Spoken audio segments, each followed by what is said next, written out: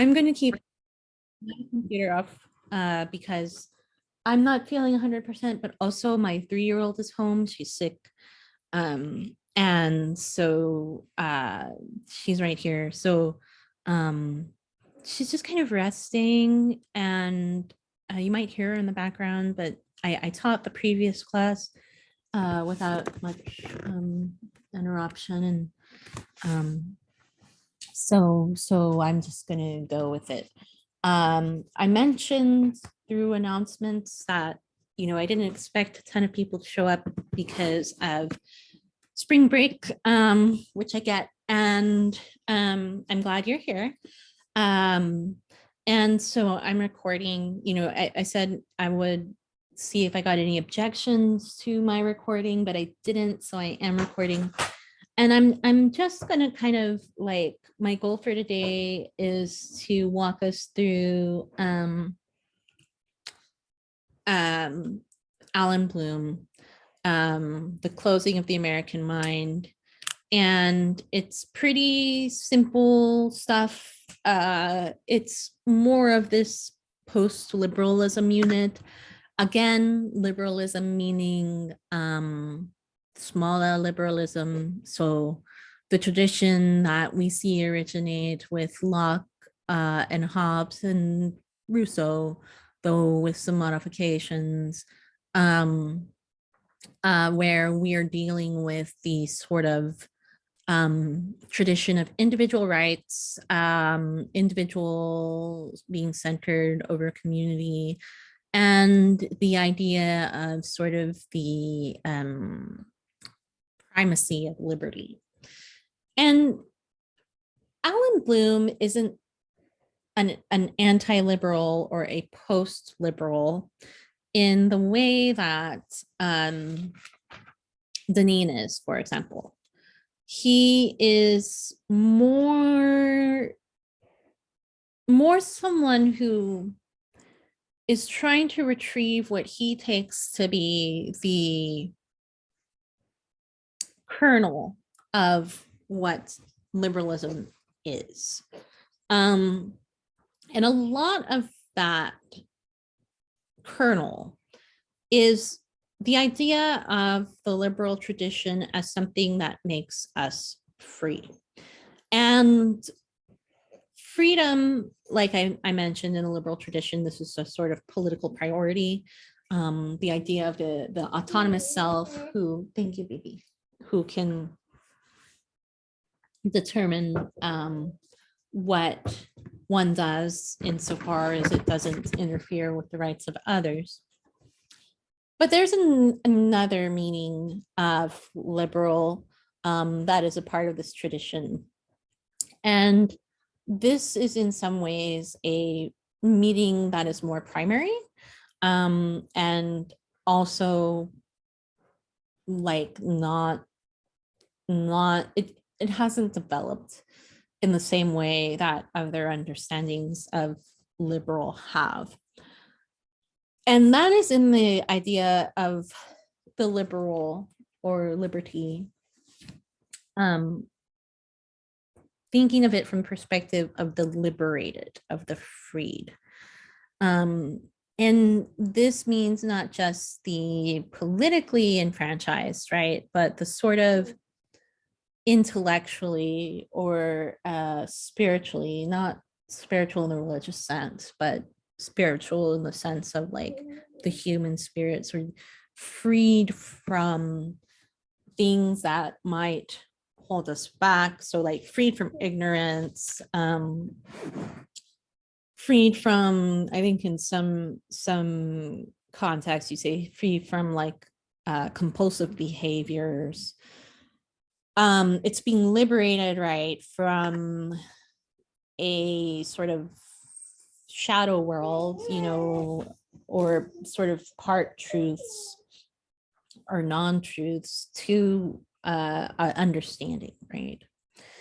And one of the things that this actually, like, so let's go back to earlier in the semester, we talked about the spiritual bondage. Tocqueville talks about the spiritual bondage of slavery. And here, of course, he's not minimizing the fact that slavery in all of its other dimensions is extremely oppressive, right? Because you have someone outside of yourself who's basically trying to take command of your body and yourself as an extension of themselves and their will. But he says one of the most oppressive aspects of American slavery is what he calls the spiritual bondage, which is the sort of making someone believe that they don't deserve better than slavery, making somebody believe that they are not human, and accept that the sort of place that they're being given. So they don't even have an interior fight, right, going on. And this is something that Frederick Douglass talks about as well, right? If we spent time with Douglass, more time, I wish we spent time with him, but he has some great passages on not just the physical bondage of slavery, but the sort of ways that he felt especially annihilated, insofar as he would accept the idea of himself as being someone who deserved to be enslaved. No, there's no journal due today, because it's the day before spring break. So what ends up happening is, in this tradition, you have then this identification of not just freedom as doing what one chooses, right, which is an important component of freedom, but also freedom in a more interior sense. And so one of the sort of complications that comes up with Tocqueville, right, if we're continuing this insight that we're getting from Tocqueville and Douglass about spiritual bondage, or a lack of spiritual freedom, is that you have this kind of, I guess you would say, in American democracy, you have this appearance, so separating this out from the slavery context, which is where Douglass and Tocqueville first originate this. But for Tocqueville, he extends it to talking about how in the democratic context, you seem to have a lot of freedom of choice or freedom of action, but that you don't have a lot of interior freedom because you think like the majority, right? So that the majority is tyrannical, and sort of the individual's ability to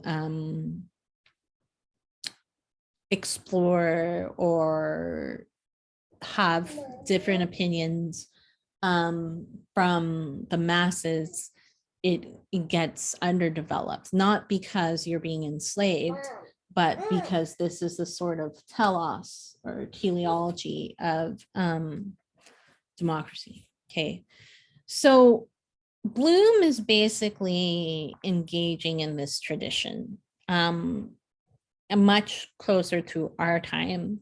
1987 is when he wrote this. And when this book came out, it's a giant book. Well, it's not giant, but I mean, it's giant compared to the excerpt. It was really, really important, and kind of made a huge splash in all circles of intellectual and political life. Because the basic argument is that even though we have in some ways become more free as a society, we have lost the kinds of things that give us freedom of the mind. right? So freedom of the mind, meaning not just like the freedom to learn or to be intelligent, but freedom of mind, meaning sort of like the spark of genius or creativity or independence of thought, right? He's saying that that sort of ingenuity that the human can have in their freedom of thought and expression, that we've basically shut that down as a part of ourselves, and that there are a lot of social and institutional forces behind this. Um, the excerpt that you focused on was an excerpt about the university. So, an important target for Bloom, an important space where he reveals this argument, is in an evaluation of the university itself. He also talks about, like if you read the full book, he spends a lot of time talking about popular culture, which is pretty interesting. I included a link to an article in the Rolling Stone because a significant part of Bloom's argument at one point engages with rock and roll. Yeah, like Bob Dylan and David Bowie and stuff. And it's interesting because basically what he does is there he sees the spark of genius in people like Dylan or Bowie or whatever, but then it becomes commercialized and commodified. And so this is just another way, right, that in the end we don't have independence of thought. You know, we have like seeming independence of thought that's then mass produced and mass consumed. So that's another part of the critique. But the part that you're reading is the part about the university. And here, I think that the sort of work that I can do for you as a lecturer in my role as someone who's giving a lecture is to flesh out what the opposite of what he's talking about is. So what is the, I guess, goal, or what is the contrast that Bloom is drawing here? Because the sort of easy thing to do with Bloom is to see him as somebody who's just complaining. And in a way, you know, yeah, like he is complaining. But part of what I'm showing you is he's linking up to this earlier tradition that is consumed with independence of thought, freedom of thought, as being a part, an important part, if not the most important part of human freedom. And so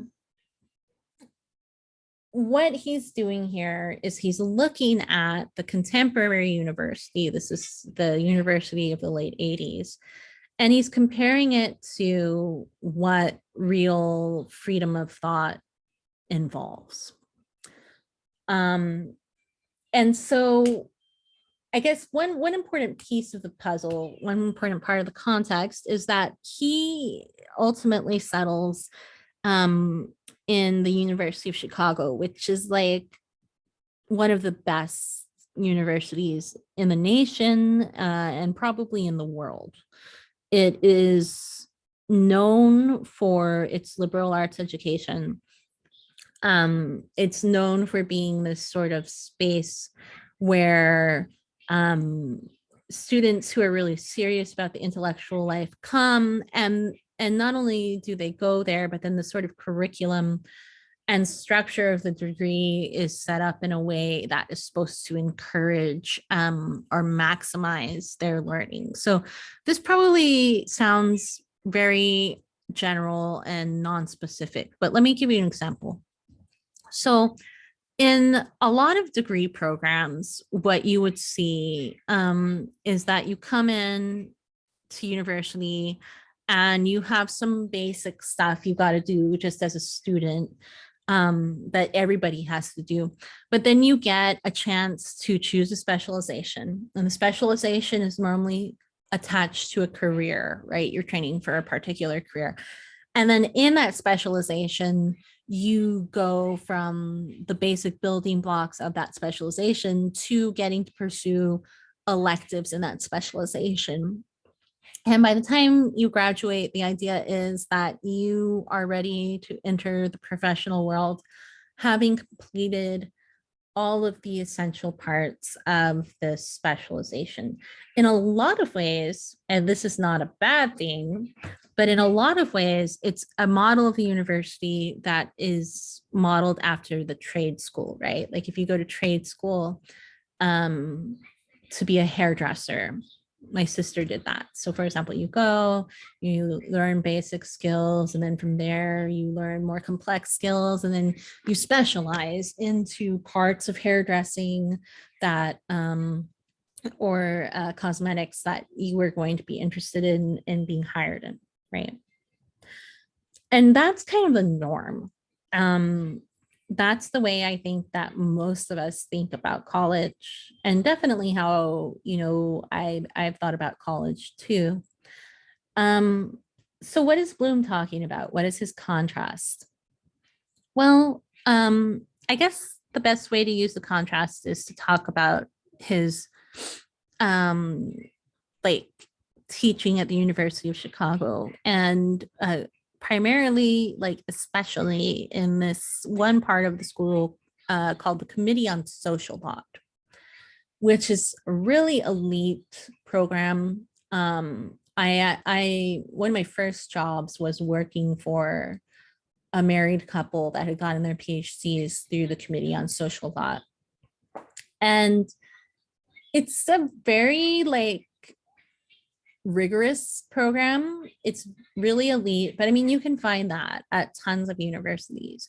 What makes it distinct is that it's interdisciplinary. So, like in our experience of education, we focus a lot on specialization, right? So we're going to enter more and more deeply into particulars. And the more that you do that, the more cut off you get from other parts of learning. So when I was an undergrad, one of the things I did was communication, and I, took primary level classes in it. And from there, I started getting really interested in production. And so then the classes that I worked in were like that I kept the area of knowledge, the discipline I kept building into was production side, with also a little bit of building into theory side. But then I had very, very little to do with marketing or public representation. And so if I met someone in my major, if they were more into the marketing or public representation, or even if they, I was doing visual media, if they were doing audio media, right? We wouldn't really have a ton in common. We were all kind of divided up and cordoned off from each other. Okay, sweetie, I'll take you. Um, so we're all kind of like in these little nooks. And then that's just talking about the communication major.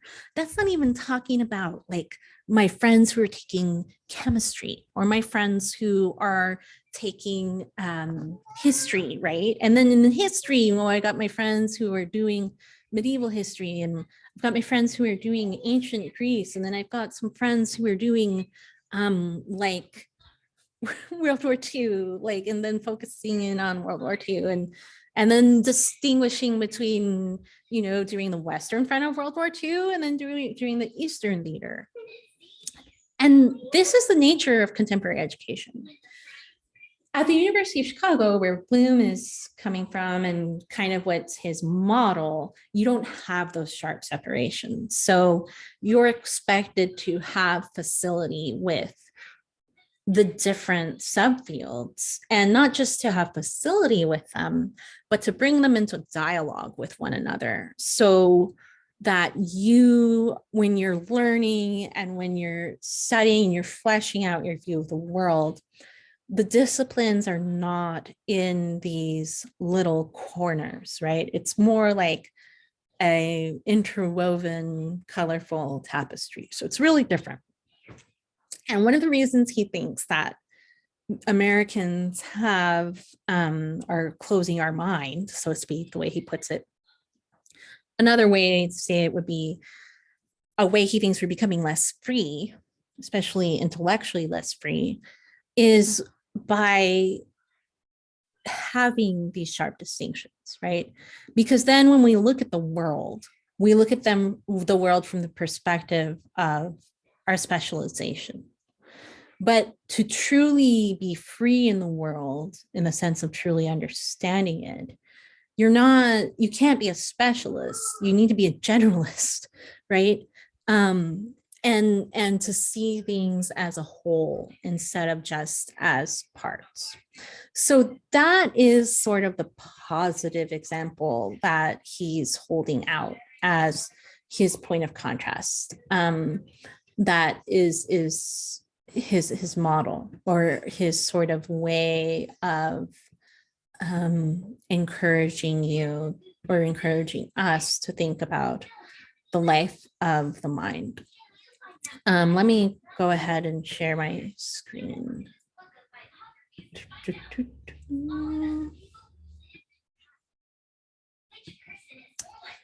So Bloom is really interesting. He likely died of AIDS. He was likely one of the most prominent Americans to die of AIDS. To this day, it's still kind of shrouded in secrecy. But he has an extremely interesting life, and his death was very significant. If you're interested in him at all, there's a famous book by the great American author Saul Bellow called Ravelstein, which is about his relationship with Alan Bloom. It's really good. He is like a proponent of what we call the great books education. So if we're talking about how he thinks the human mind would get free, he thinks it's going to get free basically by studying the great works of, kind of our most influential thinkers over time in whatever tradition we inhabit. So in this case, he would say the West, though he did in later interviews talk about the importance of expanding the canon, right, to be more inclusive, because you're just adding more to what you know, or more to your knowledge of the world. The idea is that you're studying these reflections of others and their insights in a way that helps to expand your horizons and your knowledge. And so a great books education is going to really center primary texts, right? And interpreting and learning from primary texts. It's not just because he wants to study old stuff, and it's not, I think an easy way of thinking about this, or dismissing it, is looking at it as something kind of archaic or snobbish. And I guess, there are ways in which it is that, but it's actually starting from a different place. And I think this goes back to the idea of liber. So liber, liberal, liber in Latin is free, right? So the root of the word liberal is free. So to liberate, right, the mind is to educate it, basically, on this account. So you have political freedom, but political freedom isn't enough, is basically what he's saying. If you don't know, if you haven't learned how to become free in your thoughts as well. Because if you have political freedom, but you don't have freedom of thought, then you're not really being free. You're having the ability to make choices, but you're just making the same choices as everybody else. Because you haven't undergone any type of interior liberation. So from his perspective, what we should be starting from is the question of human potential. Okay, education is not this specific thing where it's like, okay, I was in communication and I was becoming educated in production, and also in I did some like anchor work as an anchor. So, I'm learning how to use a teleprompter and whatever. Okay. So education isn't just about those tasks, even if those tasks are important, um, especially if that's the line of work I was going to go into. Education is this general thing where you're talking about training the human person to meet their fullest potential. And for this, we actually, in some ways, would think about the human in kind of, I don't want to say pre-modern terms, but that might actually be the best word. Hey, sweetie. Um, where you're thinking about all the parts of the human. So the education, not only of our practical faculties, our technical faculties, but the education of the soul and of the mind. And this would be, this is where the word comes from. If you're talking about it from a pre-modern perspective, this would be the type of education that somebody in the ancient world would have had. Well, that a man in the ancient world would have had, an aristocratic man in the ancient world would have had, who had leisure time and who wasn't enslaved. So they would be able to study science, they would be able to study philosophy, they would be able to study ethics, they would be able to study all the subsets of science, physics, biology. At the time, they didn't really know much about chemistry, medicine, music, drama, literature, comedy, poetry. Like, basically think about ancient political thought and think about Aristotle and think about all of the not dialogues. I mean, they're his lecture notes, but that he wrote and all the subjects they cover, right? That was what it meant to be free. Oh, hold on, my daughter needs a blanket. So this then would be the cultivation of all of our human potentials, like all the different parts of us that we can exercise. It's like if you thought about your mind as a muscle, if you work out like your body and you want to make certain muscles bigger or more defined or whatever their particular exercises you do, that is the way that he's thinking about education, right? Like, what parts of you do you have to work out to grow yourself into your potential? And this is a part of an older way of thinking about human knowledge. So not just thinking about the human person, but of thinking about the world that we inhabit and what we can know. One way of thinking about this would be on ontology, right? That the sort of way that the world is, how is it structured? So we're not just talking about the human and the different parts of what it means to be human. We're also talking about an older way of thinking about what all is out there for us to know. And so I included a tree of knowledge. This actually comes from Aristotle, from his Nicomachean Ethics, where he lays out basically a structure of how he thinks our minds acquire knowledge. So in this tree, the roots of our faculties for learning or examining the world, our desire, intellect, and sensation, that's how we take up information or get moved toward information.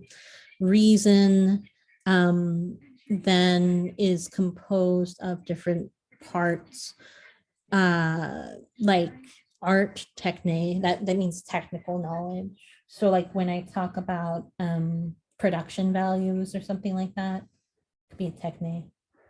Phronesis is practical wisdom.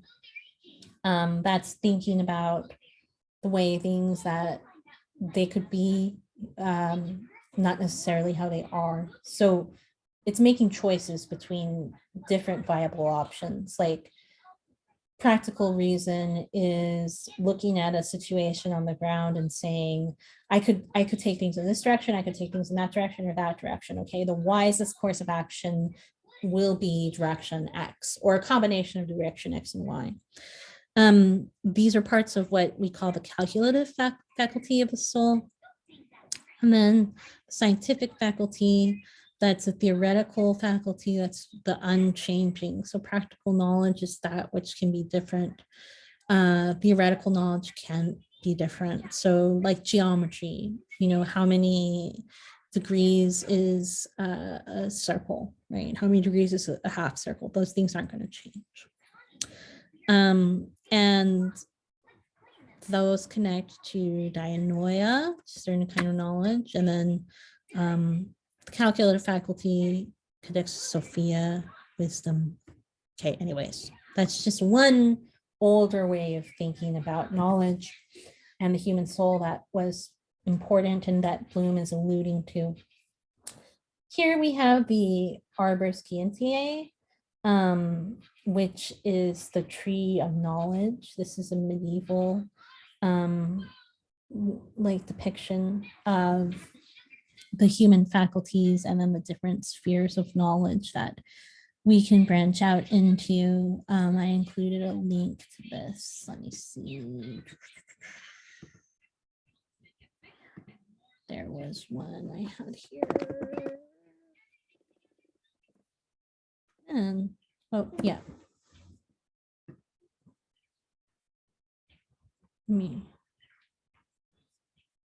I'll just add this to the screen.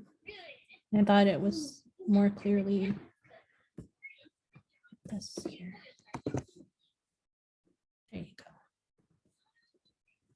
That's not nice looking, but it's helpful.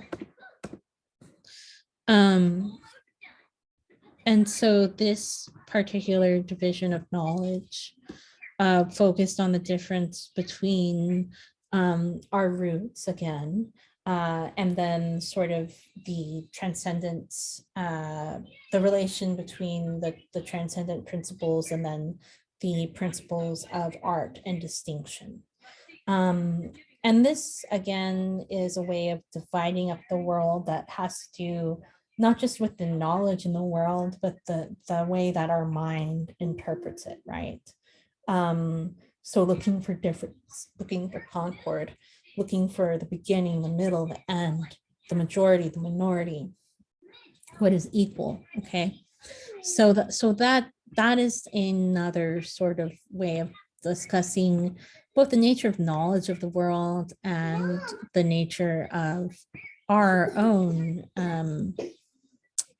our own faculties for knowing. Okay, those are older forms. His point of contrast is what he calls democracy of the disciplines. And he says, in our political world, we have undergone a democratic revolution, right? Where the focus is on equality, right? And you don't have a natural hierarchy or natural order being claimed. So like the feudal era, the aristocratic era, divine rights, monarchies, empires in the East and West, all these make hierarchical claims. We're not in that era of politics anymore, he says. And so we have democratic politics, but one place that we have extended the democratic principle to where it probably shouldn't be extended, he says, is in the area of knowledge. Because even if we want to say that there aren't hierarchies for people, for humans, he says it's hard to not have hierarchies of learning. Okay, so what does this mean? So if we went back to these trees, right, you see how they're structured, right? The tree needs all of its parts. All of the parts are essential, but they're all playing a different role. Okay, and so there is a hierarchy and also distinctions in knowledge. And so how would that translate into the question of disciplines? Well, somebody like Bloom would say that you would need to learn, for example, principles of logic and logical reasoning that come from philosophy um, to be able to engage in ethical reasoning. Medieval medieval philosophers would say that theology, right, is the main discipline, and all the other disciplines are in service of it, or they're distinct, but they're all kind of pointing toward that. In our current education, he says we don't have any sort of discussion of structure. All of the different areas of knowledge are seen as being the same. And within those areas of knowledge, there's also discussion of sameness. So like here's an example that might be useful. When I was in undergraduate, I took some philosophy courses. And one of the first things that they wanted us to do was to take an intro class, obviously, right? And then we talked about sort of the most basic theories, from all different periods, right? So we're doing like the pre-Socratic, so we're doing contemporary. But then also one of the first things that they really wanted everyone to do was to learn logic, right? And so I took a class on symbolic logic.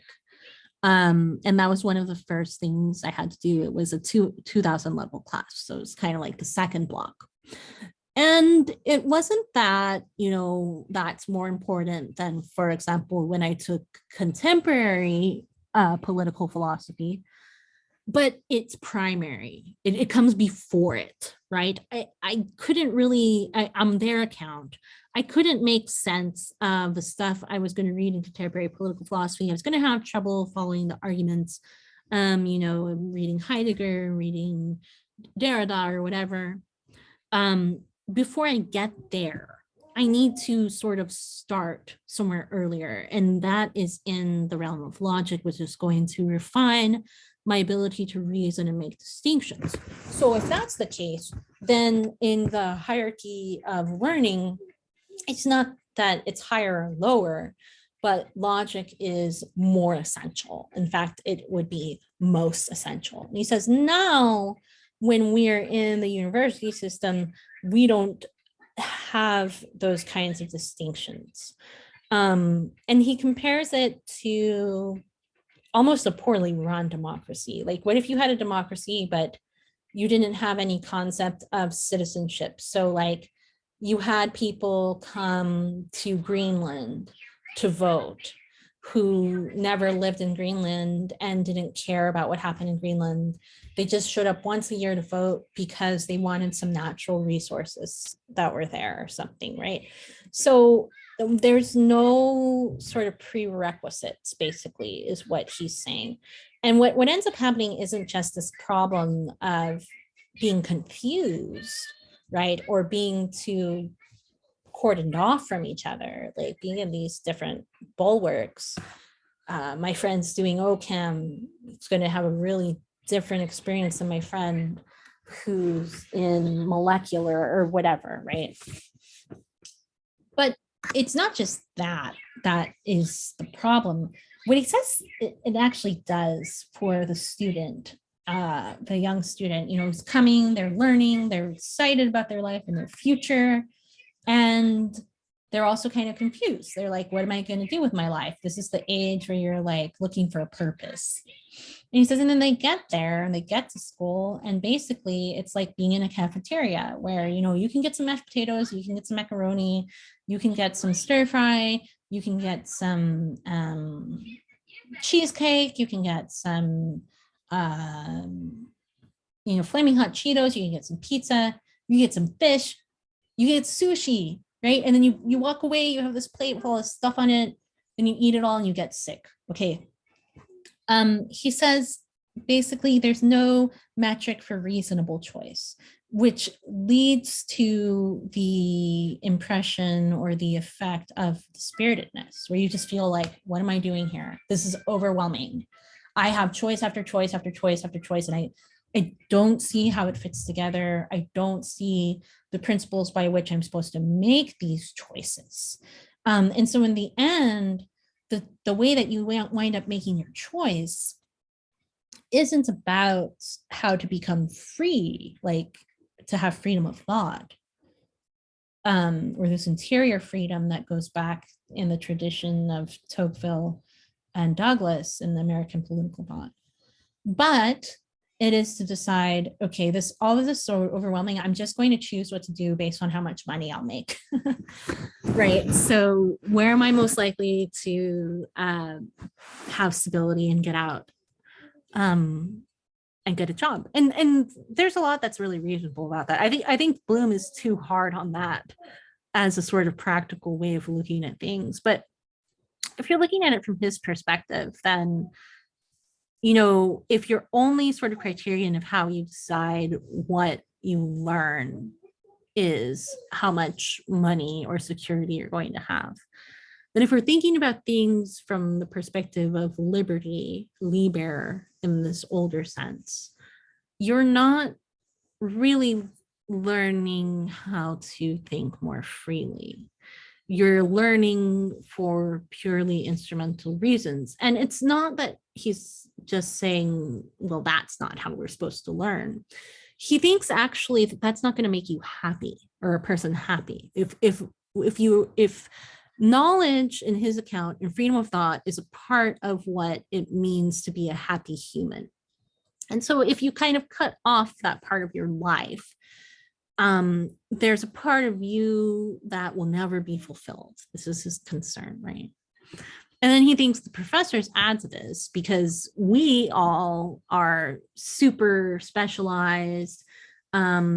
We are focused on our research, and our research is in really random, specific stuff that students don't care about. And then we really care about it and we get super invested in it. And there's this big disconnect. And you're like, why do I care that my professor studies the mating habits of this species of fruit fly? You know, like, I don't care.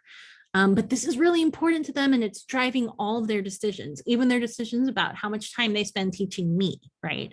So then the professors themselves kind of abandon what they're supposed to be doing. They don't see themselves as whole people seeking to be free through knowledge, and so they don't see their students that way either. The student gets no intimation that great mysteries might be revealed to him that or her, that new and higher motives of action might be discovered in him, that a different and more humane way of life can be harmoniously constructed by what he's going to learn. Okay, so that's Bloom. And I'm gonna sort of just end there.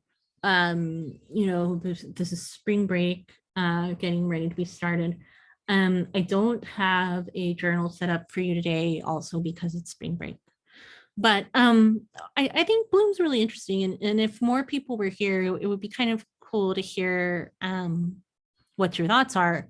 If you are here and you want to talk about your thoughts, I'm totally open for that. But I'm going to stop recording just because, yeah, we don't need to record discussion.